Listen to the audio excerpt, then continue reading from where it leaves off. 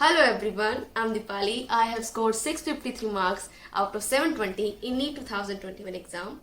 And in this video, I would like to share my strategy for NEET physics, like what I did and what you should do to score decent marks.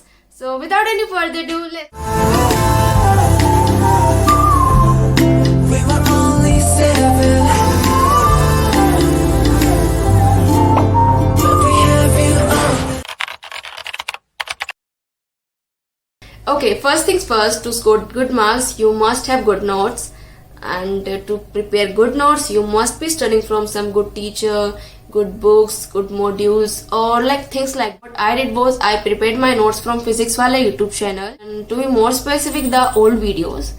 And but there was a confusion in back of my mind that maybe the content in those videos may not be like updated and may not be sufficient to score decent marks like 150 plus or something. So to be on the safer side, what I did was I took help of Ellen modules.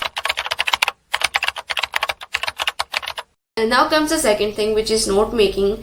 I mean, how to prepare notes. So what I used to do कि मैं lecture देखती थी, साथ साथ notes prepare करती थी, siding, सब heading, everything, सब कुछ अच्छे से.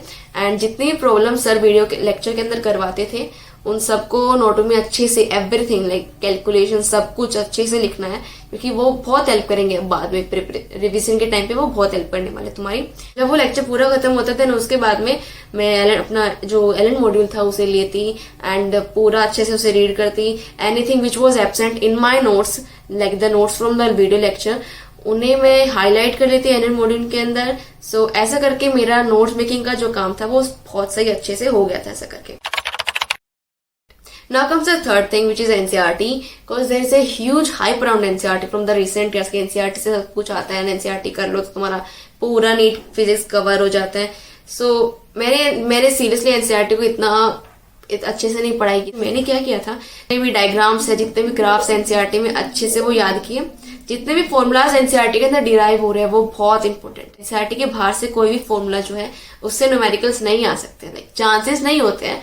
सो 80% काम जो एनसीईआरटी के अंदर फॉर्मुलाज डिराइव कहीं पर भी कोई भी फॉर्मुला है उन्हें अच्छे से याद कर लेना, वो बहुत अच्छे से काम चल जाएगा. उसके बाद में एनसीईआरटी में जितने भी इंटेक्स्ट प्रॉब्लम्स एग्जांपल्स है वो सब अच्छे से कर लेना, वो बहुत इंपॉर्टेंट होते हैं. नेक्स्ट थिंग आती है वो आती है टेबल्स, कि जो एनसीईआरटी के अंदर टेबल्स गिवन है, एनसीईआरटी के अंदर टेबल गिवन होंगे, डेटा गिवन होगा, वो अच्छे से याद कर लेना. अगर याद हो सके तो वेल एंड गुड, अगर नहीं तो एक बार अच्छे से एक बार देख तो लेना कम से कम. उसके बाद में एनसीईआरटी में जितने भी ब्लू बॉक्सेस गिवन है उसमें कहानियां गिवन होती है, पढ़ लेना, थोड़ा इंटरेस्ट बन जाएगा फिजिक्स के अंदर. उसके बाद में समरी होती है एनसीईआरटी, वो पूरे चैप्टर को अच्छे से क्लियर कर देती है. So that's really important. उसके बाद में आते हैं पॉइंट्स टू पॉन्डर आते हैं, वो भी बहुत इंपॉर्टेंट होते हैं, उन्हें भी कर लेना. लेकिन अगर तुम पूरा चैप्टर नहीं कर पाओ तो एटलीस्ट ये तो करना. एंड तो चैप्टर्स थियरिटिकल चैप्टर्स होते हैं, उनके अंदर उनकी थियरी कर लेना. जैसे कि रे ऑप्टिक्स जो चैप्टर है उसके अंदर रेनबो वाला जो टॉपिक है, प्रिज्म रेनबो, वो बहुत इंपॉर्टेंट है. उसको तुम एनसीईआरटी से कर लेना, एनसीईआरटी से क्वेश्चंस आ सकते कभी भी. उसके बाद में जो ईएमआई वाला चैप्टर होता है उसके अंदर भी थियरी है, तो उसको भी कर लेना अच्छे से, वो बहुत सही कवर हो जाता है एनसीईआरटी से. लाइक जितने भी थियरिटिकल चैप्टर्स हैं उनको तुम सिर्फ एनसीईआरटी की थियरी से कवर कर. लेकिन इफ इन केस तुम्हें समझ नहीं आता एनसीईआरटी की थियरी से, देन तुम किसी साइड बुक की हेल्प ले सकते हो. There is no need to do so. अगली बात आती है बैक एक्सरसाइज. हाँ एनसीईआरटी के पीछे ना बैक एक्सरसाइजेस भी होती है. सो उस केस में देखो मैंने तो नहीं की थी and I don't even feel कि वो जरूरी भी है, but to be on the safer side तुम उसके सॉल्यूशन पढ़ लेना, कहीं नेट से निकाल लेना, कोई बुक हो तुम्हारे पास तो वहां से उनके सॉल्यूशन पढ़ लेना, एक बार देख लेना एक बार. Now comes the next thing which is formula sheets.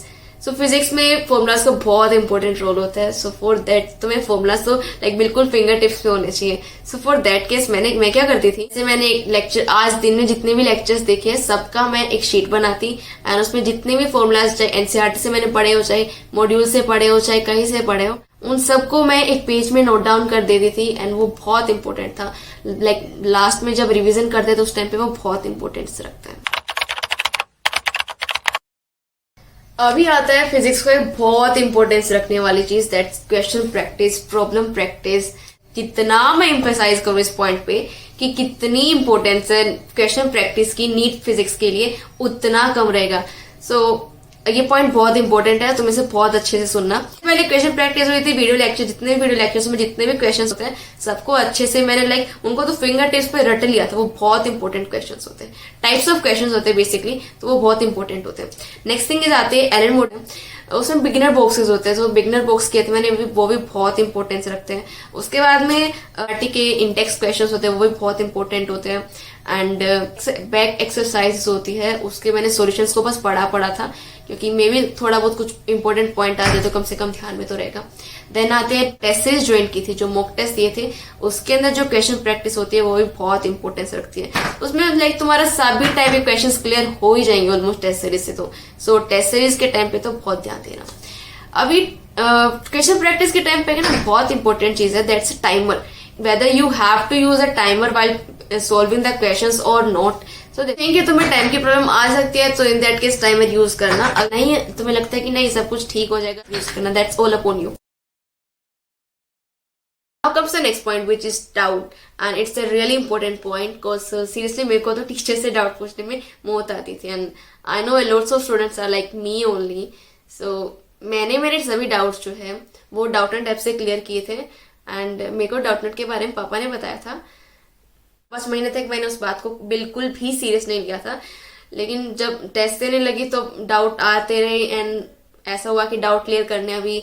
सो फिर मैंने सोचा कि चलो डाउटनेट की एक बार हेल्प ले लेते हैं, तो फिर मैंने वो उसकी हेल्प ली, एंड मेरे सभी डाउट वहां से क्लियर हो गए थे। लेकिन ऑलमोस्ट हो जाते हैं, थोड़े बहुत जो रहते हैं वो गूगल पर सर्च कर लो, एंड जहां से तुमने टेस्ट सीरीज ज्वाइन किया है उसके भी सोल्यूशंस आते हैं, सो वहां से हो जाते हैं। कोई बुक देख लो।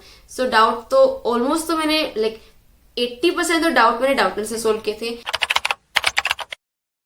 Now comes the next thing, which is mock test, and they are really important, and you must attempt the mock test with complete seriousness, because अगर तुमने इसमें ब्लंडर किया देन तुम मान ही लो कि तुम्हारे 50-60 मार्क्स अपने आप डिक्रीज हो जाएंगे। सो बिना टाइम वेस्ट किए पॉइंट पे आते हैं। सो जब तक तुम्हारा सिलेबस कंप्लीट नहीं होता है, in that duration you must attempt 1 test a day, या फिर 1 टेस्ट पर 2 वीक्स तो एटलीस्ट देना ही देना। एंड इस ड्यूरेशन में जो तुम्हारे टेस्ट होंगे ये माइक्रो टेस्ट यानी कि पार्ट टेस्ट होंगे, इनमें कंप्लीट सिलेबस नहीं आएगा। सिलेबस के कुछ पार्ट बना देंगे एंड वो टेस्ट आएगा। अगर देखें तो ये टेस्ट जो होते हैं ये इनका बेसिकली रीजन ये होता है कि तुम्हारा थोड़ा प्रॉब्लम प्रैक्टिस हो जाता है, जो तुमने सिलेबस 1 वीक में या 2 वीक में पढ़ा होता है उसका प्रैक्टिस हो जाता है।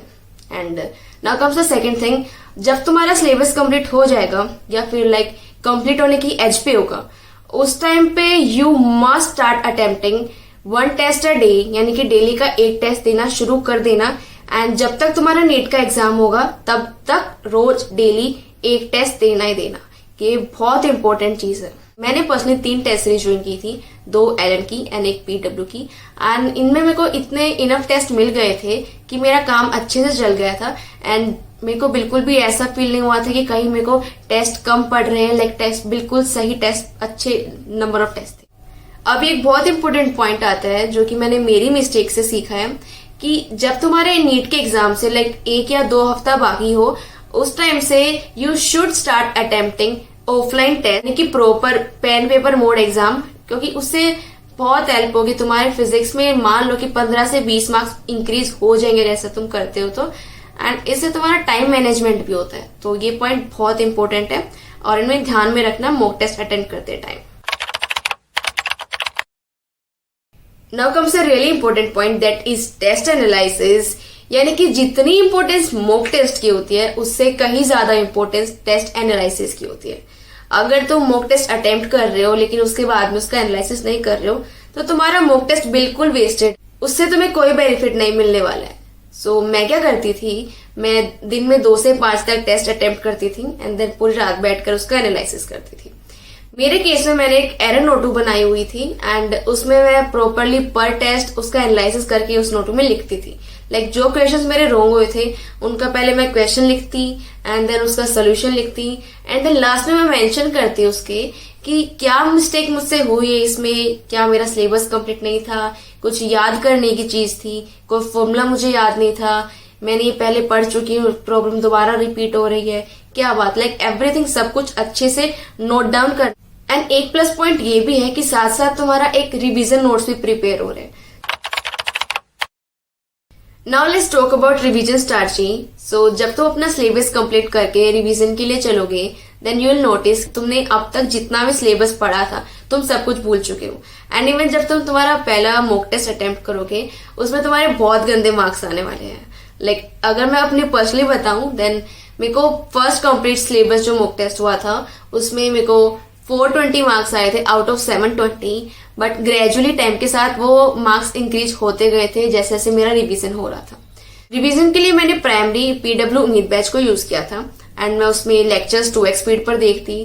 लेक्चर कंप्लीट होने के बाद में मैं पीडब्ल्यू ऐप पर जाती एंड वहां पर जो असाइनमेंट्स थे, पर चैप्टर असाइनमेंट्स होते हैं, उसे कंप्लीट किया। कंप्लीट अच्छे से OMR शीट पर बबल्स फिल किए एंड ऑल। एंड एक प्लस पॉइंट ये था कि तुम्हें उम्मीद बैच के नोट्स बनाने की जरूरत नहीं है, बिकॉज उसके नोट्स जो है वो पीडब्ल्यू ऐप पर ऑलरेडी अवेलेबल है, सो उसमें तुम्हारा टाइम बच जाएगा। एंड बाकी रिवीजन के लिए जो हमने नोट्स बनाए थे यूट्यूब लेक्चर से वो है ही, उसको मैंने 5-6 बार रीडिंग लगा ली थी उनकी। एंड जो प्रॉब्लम्स नोट्स में डाली थी, हमने राइट डाउन की थी, वो भी बहुत इंपॉर्टेंट होंगी। अभी उन सबको याद करना अच्छे से, उन्हें तो फिंगर टिप्स पे कर लेना उन प्रॉब्लम्स को तो। एंड बाकी जो एलन मॉड्यूल के अंदर हमने हाईलाइट्स किए थे वो सब भी काम आ गए थे। एंड जो फॉर्मूला शीट्स बनाई थी, जो एरर नोटबुक बनाई थी, ये सब रिवीजन के लिए बहुत इंपॉर्टेंट रहेंगे। अभी PYQs की बात करते हैं। सो PYQs जो होते हैं वो बहुत इंपॉर्टेंट होते हैं। लाइक एग्जाम का पैटर्न पता करने में ये बहुत इंपॉर्टेंस रखते हैं। एंड जैसे तुमने मॉक टेस्ट का एनालिसिस किया था वैसे ही PYQs का भी एनालिसिस करना है टू नो कि कौन से टॉपिक से क्वेश्चन ज्यादा आते हैं, किस टॉपिक जो है उसकी इंपॉर्टेंस ज्यादा है, किस टाइप के क्वेश्चन ज्यादा है, क्वेश्चंस का लेवल क्या आता है पर चैप्टर से, थियोरेटिकल क्वेश्चंस आते हैं, फॉर्मूला बेस्ड क्वेश्चंस आते हैं, लॉन्ग क्वेश्चंस आते हैं, कैसा क्या आता है। सो वो बहुत इंपॉर्टेंस रखते हैं। एंड मैंने PYQs जो है वो 2006 से ऑनवर्ड्स किए थे। लाइक 2006 से लेकर 2020 तक सभी PYQs किए थे, उनका अच्छे से एनालिसिस किया था। So yeah, that was all for this video. Still have any doubt, then feel free to comment down in the comment box. I'll try to reply to as much of you guys as I can and help you out. So, bye!